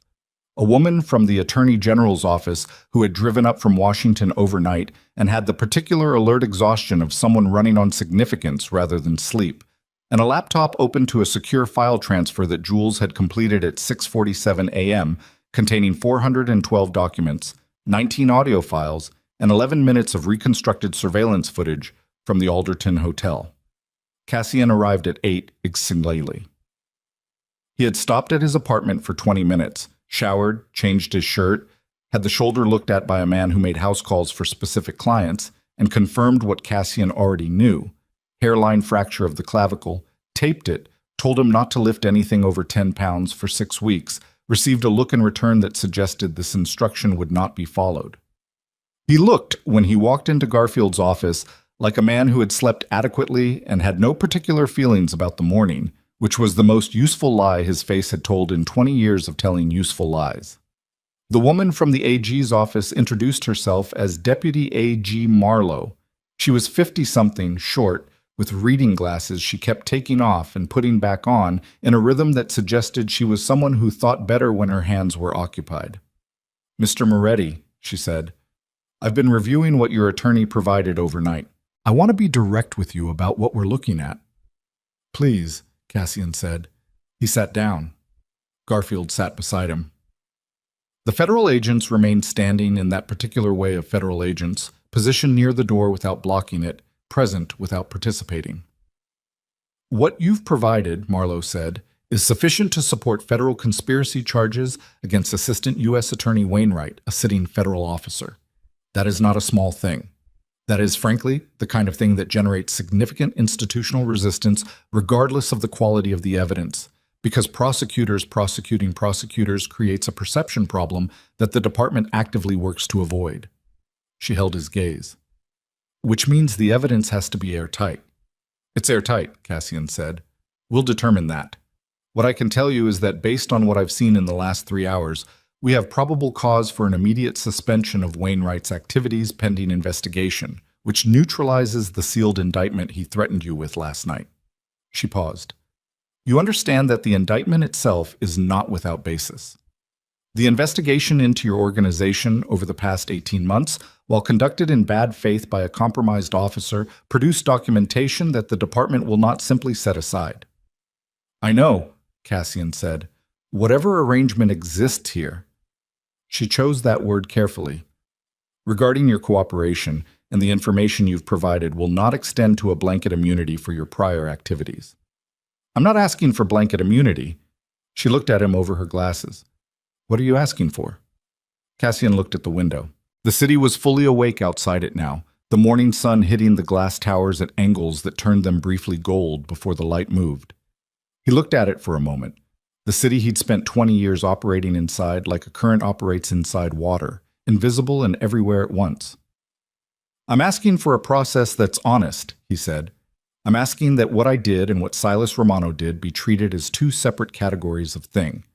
I'm asking that the people in my organization who were not party to Romano's conspiracy, who were, in some cases, actively working against it, receive consideration proportionate to what they actually did. He looked back at her. And I'm asking that the woman in a hospital in a coastal town 19 miles from here and the child she had this morning have no part of any of this, legally, practically, in any public record. They're not part of my organization. They never were. Whatever comes for me doesn't come for them. Marlowe looked at him for a long moment. That last part, she said, is not something I need to formalize. That's just the law. I know what the law says. I'm asking you to confirm it's what happens.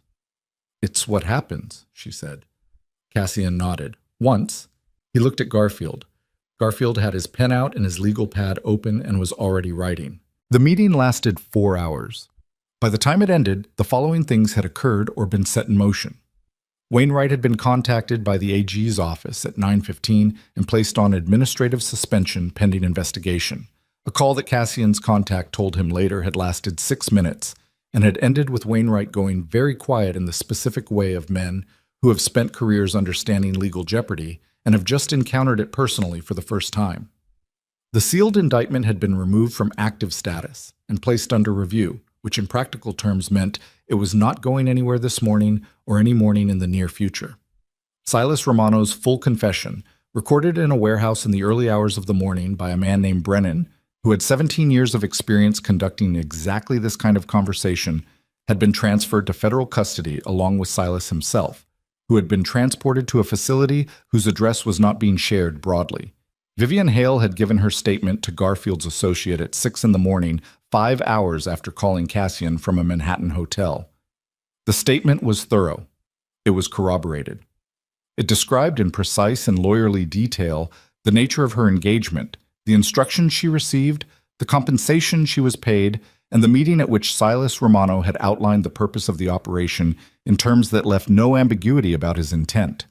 She described the timing of Elena's arrival as something that had been researched, that Silas had known Elena was at a prenatal appointment that morning, had known the address of the clinic, had known the timing of a routine procedure Elena was having, and calibrated the hotel departure accordingly.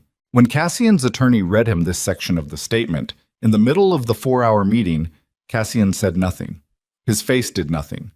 He made a small mark on the legal pad in front of him and moved on to the next point. Later, in the elevator going down, Garfield looked at him sideways and said, "You're holding together well." "I'm holding together fine," Cassian said. "The shoulder?" "The shoulder is fine." Garfield looked at him for a moment with the expression of a man who has known another man for 15 years and has learned which conversations to pursue and which to let rest. He let this one rest. The elevator opened on the lobby. "Cassian," Garfield said as they walked out, "what you're surrendering here, the businesses, the accounts, the infrastructure that falls under the cooperation agreement, do you understand the full scope? We're talking about dismantling the primary revenue structures of an organization that took 2 generations to build. I know what I'm surrendering. I want to make sure—" "I know," Cassian said, with a patience that was absolute and final. "I know exactly what I'm giving up. I'm giving it up anyway." He stopped on the sidewalk outside the building, the morning city moving past him in its ordinary magnificent indifference. "Get me whatever I need to sign. Have it ready by the end of the week." He left Garfield on the sidewalk and got in the car and drove back toward the hospital. It was raining by the time he got there. Not the threatening held-breath rain of weeks ago, but the lighter, more decided variety, the kind that settles in for the day without drama. He parked and walked through it without hurrying and came through the hospital doors damp at the shoulders and shook the water off his coat in the lobby with the unselfconscious practicality of a man with more significant things on his mind than his coat. The nurse he'd spoken to in the corridor the night before was at the station when he came through the maternity ward doors. She looked at him, registered the coat, the taped shoulder visible at the collar, the face that had been running on no sleep for going on 29 hours. "She's been asking about you," the nurse said. "How are they?" he asked. "Both well. He's eating. She's tired." A pause. "She's very tired, Mr. Moretti," he said. She wrote it down. "Room 214, she said, which was the same number as Elena's hotel room, which was the kind of coincidence that means nothing, and that Cassian noted anyway, because his brain had been cataloging details for so long it had stopped being able to stop. He knocked before entering. Elena said, "Come in a voice that was scraped down to its foundations. The voice of a woman who has been awake for nearly 24 hours following an experience that makes most other physically demanding experiences look modest. She was sitting up in the bed with Luca against her chest, and the room was washed in the flat gray light of the rainy morning, and she looked at Cassian when he came in with eyes that were exhausted and red-rimmed and entirely clear. He pulled the chair from the corner to the side of the bed and sat down without asking and looked at his son. Luca was sleeping. He was sleeping with the absolute, uncomplicated commitment to unconsciousness that newborns achieve, and that adults spend the rest of their lives trying to get back. His face slack and his hands curled into loose fists, and his breathing so small and regular that Cassian found himself counting breaths without intending to. Some primitive supervisory function that had apparently activated without his permission. "How did it go?" Elena said. Not a question exactly. The tone of someone who has been running scenarios. He told her, "Not everything. Some of it was not yet finalized, and some of it was information that involved specifics she didn't need, but the shape of it, the outcome, the essential facts. Wainwright suspended, Silas in federal custody, the documentation submitted and received by people above the level of corruption that Silas had managed to embed." He told her about Vivian Hale's statement and what it contained. He told her about the section of the statement describing the calibration of the afternoon, how Silas had known the timing of her appointment, how he'd built the trap around her specific movements. When he got to that part, Elena's face did something small and controlled, the suppression of a reaction, the deliberate choosing of composure, and she looked down at Luca and adjusted the blanket around him with the focused attention of a woman redirecting herself toward what's in front of her instead of what's behind. "He researched me," she said. "Yes." "He knew about the appointment?" "Yes." She was quiet for a moment. "I sat across from him at dinner 4 times last year. He came to my birthday. He called me after my mother died." She paused. "I liked him." "I know. That's—" She stopped herself, shook her head once, slightly. "That's a specific kind of terrible." "Yes," Cassian said. "It is." The rain ran down the window. Luca's breathing went on, small and regular. In the hallway outside the room, the ordinary activity of a hospital morning moved past the door. Footsteps, a cartwheel, a voice paging someone from somewhere. "The organization," Elena said. "Most of it goes, part of the cooperation arrangement. There are legal businesses, the property holdings, a logistics company, 2 restaurants. Those stay because they're clean and always were. Everything else is surrendered or dissolved as part of the agreement." She looked at him. "You agreed to that?" "I agreed to it." "That's—" She seemed to be looking for the right word. "That's not a small thing." "No." 20 years. 20 years, he agreed. He looked at his hands, which were resting on his knees with the stillness of hands that have, for the moment, nothing they need to do. "It's not as hard as I expected it to be," he said. "Deciding to let it go. I thought it would be harder." He paused. I think I'd been holding on to it past the point where it was actually what I wanted, for a long time. I just didn't have a reason to put it down until I had a better reason. Elena was watching him. The particular watching of someone who has spent 7 years learning a face and is now reading a new configuration of it. What happens to you, she said. Personally, legally. 18 months, minimum, of active cooperation and testimony. Criminal exposure for prior activities in the organization that will result in either a negotiated plea or a trial. Garfield thinks negotiated plea is likely given the value of the Wainwright case and the Romano case together. He thinks house arrest or a suspended sentence is achievable. He thinks... Cassian stopped himself. He thinks the outcome is manageable. Manageable, Elena repeated. That's the word he used. That's a lawyer's word for something that is not actually fine. Yes, Cassian said. That's what it is. She looked at Luca. He looked at her.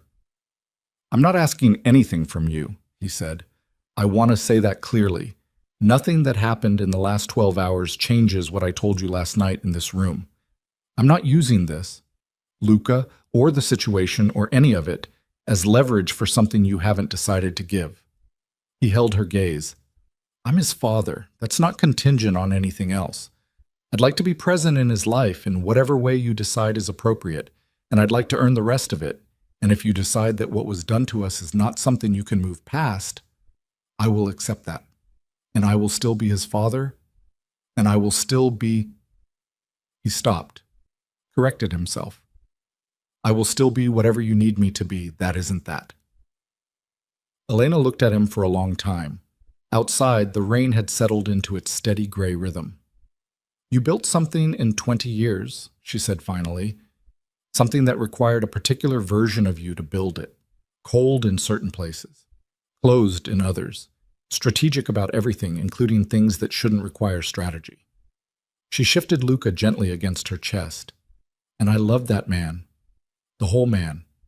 The difficult parts of him and the rare parts of him. I want you to know that wasn't a mistake, even given everything. I don't love mistakes. He said nothing because she was not finished. What I don't know, she said, is who you are when the thing you built is gone. I don't know what's underneath it. I don't know if you know. She looked at him with the eyes of a woman who deals in honesty even when it costs her. And I'm not in a position to build something with a man I don't know. I know, he said. So? She looked down at Luca, then back up. Come to the appointments. Be here. Let me see who you are when there's nothing to manage, and nothing to protect, and nothing to be the boss of. Let me see you when it's just this. She gestured, a small, tired movement that encompassed the room, the child, the rain, the ordinary morning. And we'll see. We'll see, Cassian said. That's all I have right now. That's enough, he said. And he meant it without qualification, which was, he realized, something he hadn't been able to do with that phrase for a very long time. Mean it, cleanly, without the background calculation of whether enough was actually sufficient. It was enough. He reached out slowly, and she watched him do it, and he put his hand very carefully on Luca's back, the small curved back of a sleeping child who was less than 12 hours old and was breathing in that small, regular way. And he left it there, and neither of them spoke for a while. And the rain went on doing what rain does, and the city went on doing what cities do. And in the room there was just the sound of a child breathing and two people sitting with the complicated weight of a future they hadn't yet built, but had, for the first time, decided to attempt. The weeks that followed were the strangest of Cassian Moretti's life, and he had lived through weeks that would serve as reference points for strange for most people. He testified 4 times in the first month, twice in proceedings connected to the Romano conspiracy, once in the preliminary matter regarding Wainwright, once in a deposition related to the forged divorce documents that Garfield was pursuing through civil channels as a separate matter. He sat in rooms with federal attorneys and answered questions with a directness that his own lawyers occasionally had to restrain because Cassian had decided that the performance of cooperation and actual cooperation were 2 different things, and the performance had cost him enough already. Silas Romano entered a guilty plea on 17 counts that included conspiracy, fraud, forgery, ordering violence against a civilian, and the attempted murder charge stemming from the events at the Coastal Hotel.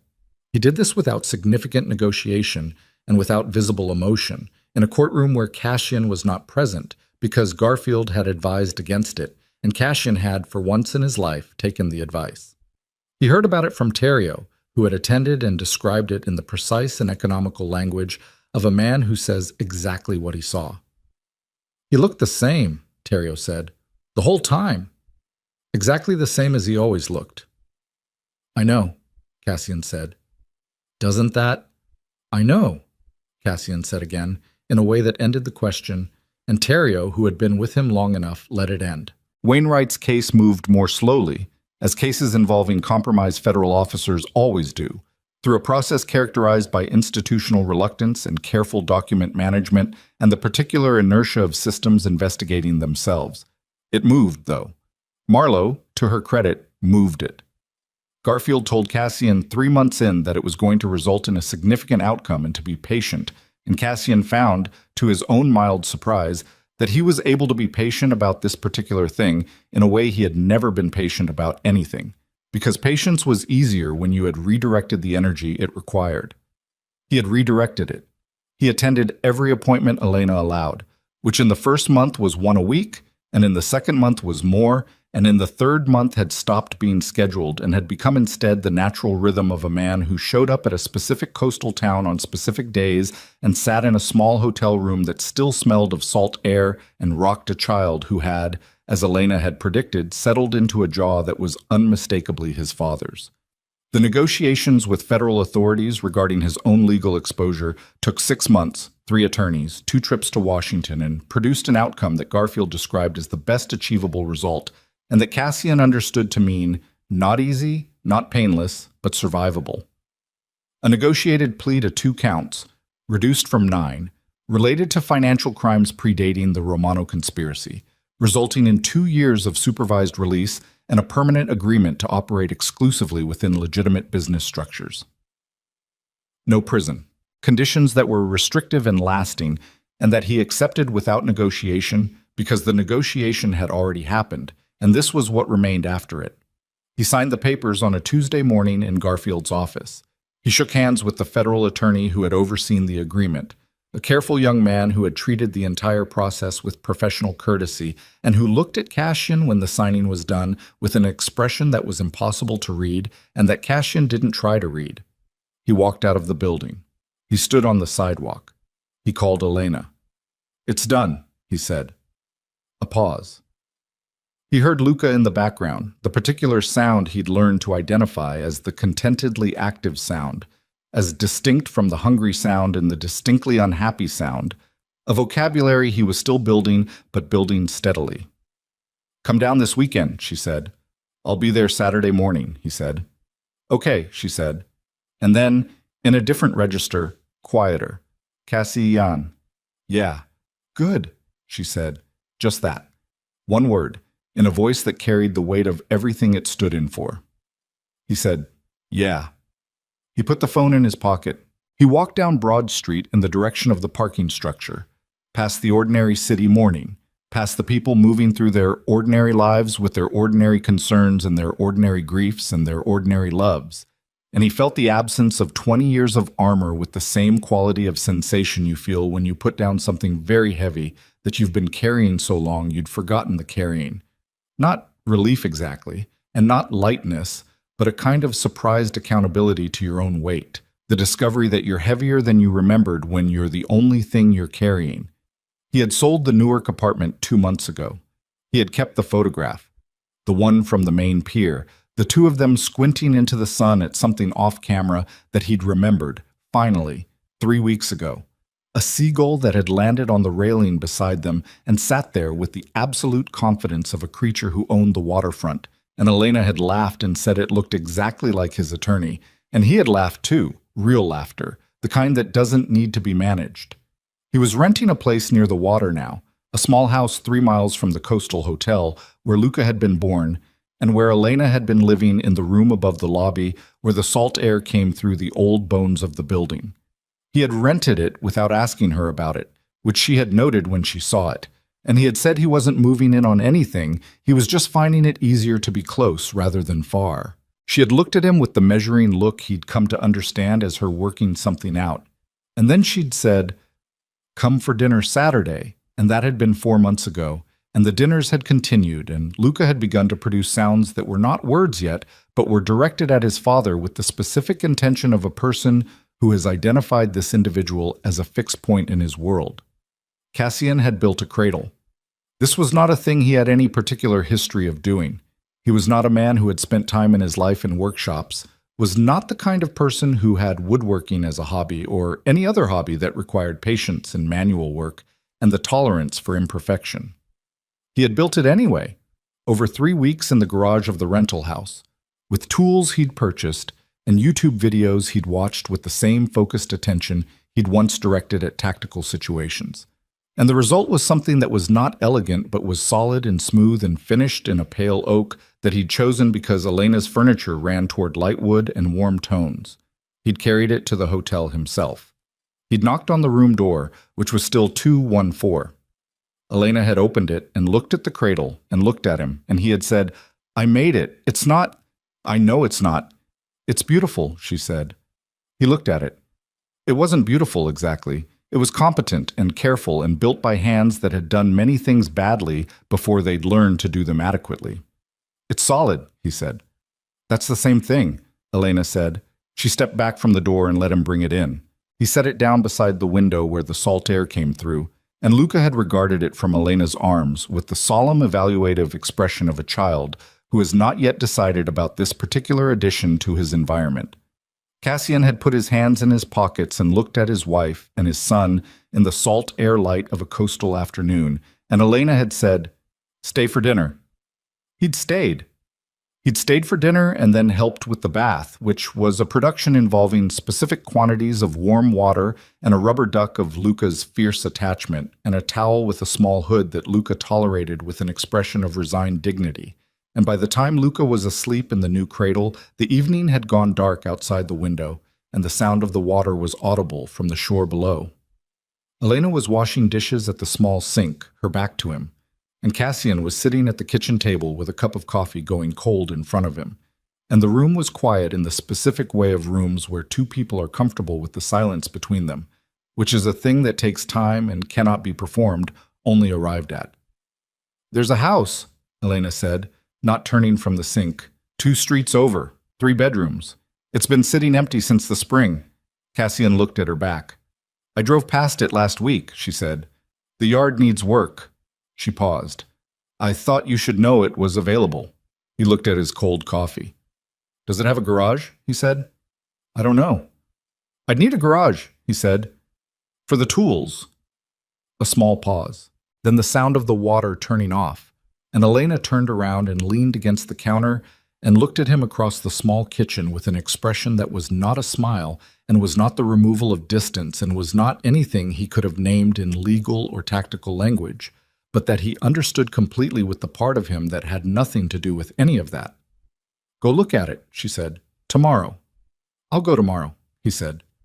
Outside, the water kept doing what water does, moving in the dark against the shore with the indifferent persistence of things that have been going on far longer than any of the people who live near them, taking no position on the human dramas that unfold in their vicinity and requiring nothing except to continue, which is, when you have arrived at a certain place in a life, not such a bad model for how to proceed.